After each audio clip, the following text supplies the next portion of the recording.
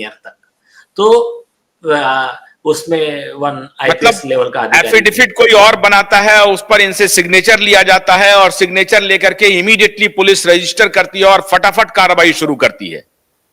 हाँ, और एफिडेविट क्या सादा कंप्लेंट है, इनका साइन लिया और देखिए इनका कहना यही है कि मेरे कंप्लेंट पे तुरंत एफआईआर रजिस्टर होता है और दूसरे दिन नोटिस भी निकल जाता है नितेश राणे जी, नारायण राणे जी को, आप आओ और मुझे आप बताओ आपके पास में क्या सबूत है आदित्य ठाकरे के खिलाफ।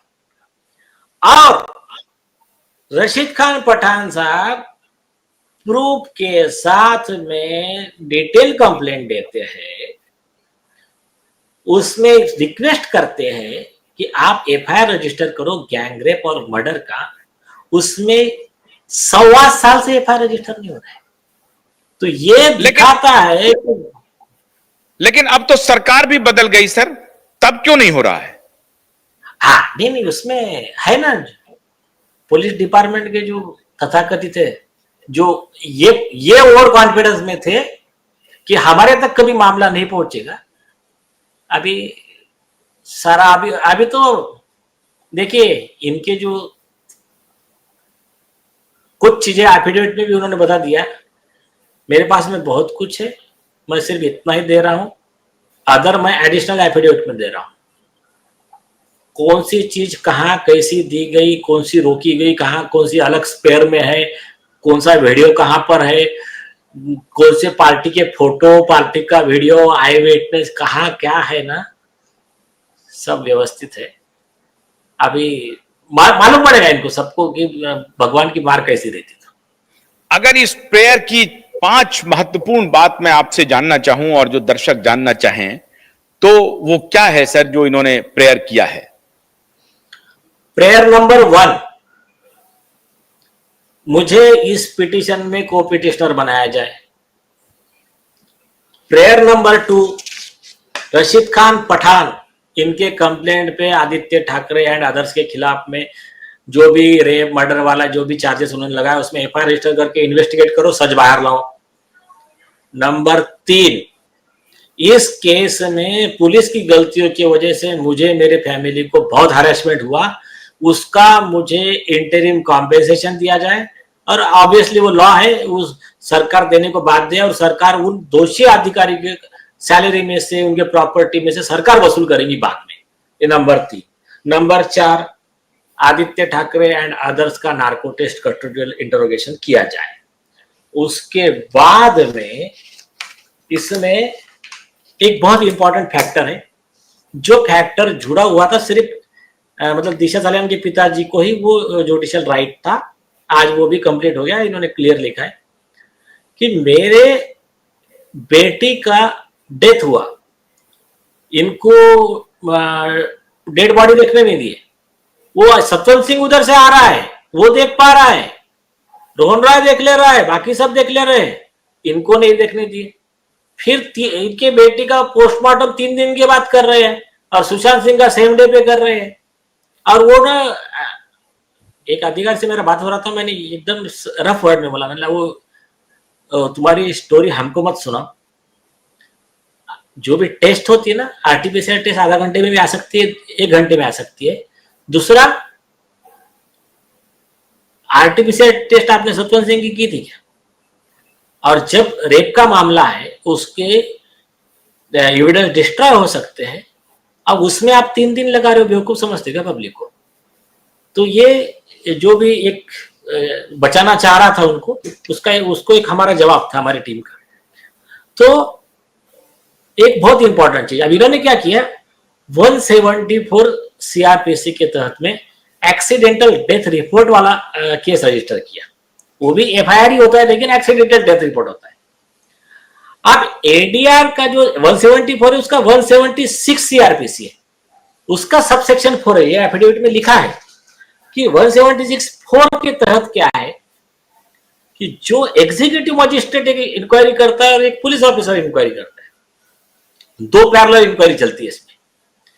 उस इंक्वायरी में इनके रिलेटिव को नोटिस देकर बुलाना और उनको थ्रू आउट इंक्वायरी प्रेजेंट रहने को परमिशन देना, ये मैंडेटरी है अधिकारी के ऊपर। अब इन्होंने एफिडेविट पे दिया कि उन्होंने कहा कि मैं गया, हाँ बहुत ही इंपॉर्टेंट बात बताई उन्होंने कहा कि मैंने आपके चैनल पे भी बोला उन्होंने कि भाई मैंने पूछा उसको, रोहन को, कि ये बिल्डिंग है, फिर उसका वॉल कंपाउंड है, उसके बाहर 7 से 10 फुट पे उसकी बॉडी गिर रही है, तो ये कैसा हो गया, कैसा पॉसिबल है, मेरे को तो इस पे डाउट है। तो उसको एक नई स्टोरी, एक बहुत बड़े रिपोर्टर है, उनको भी एक स्टोरी क्या बोलता है पुलिस वाला, बहुत हवा का तेज झोंका था बोले, तो इसमें तो वो जो रिपोर्टर है,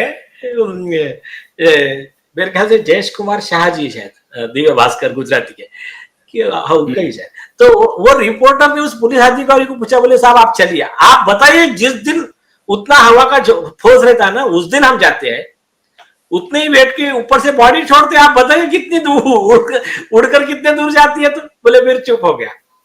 तो इनको लगा पत्रकार बेवकूफ है, इनको लगा जनता बेवकूफ है, इनको लगा ये बाकी सारी दुनिया बेवकूफ है, सिर्फ हम ही एक होशियार है। तो इन्होंने एक बात और पूछी उन्होंने कि बोले वो बॉडी कैसी गई, एक, और उन्होंने कहा कि मैं जब दूसरे दिन वहां गया, एक ब्लड का डॉट नहीं था बोले वहां पर, जहां ये बता रहे थे बॉडी गिरी है।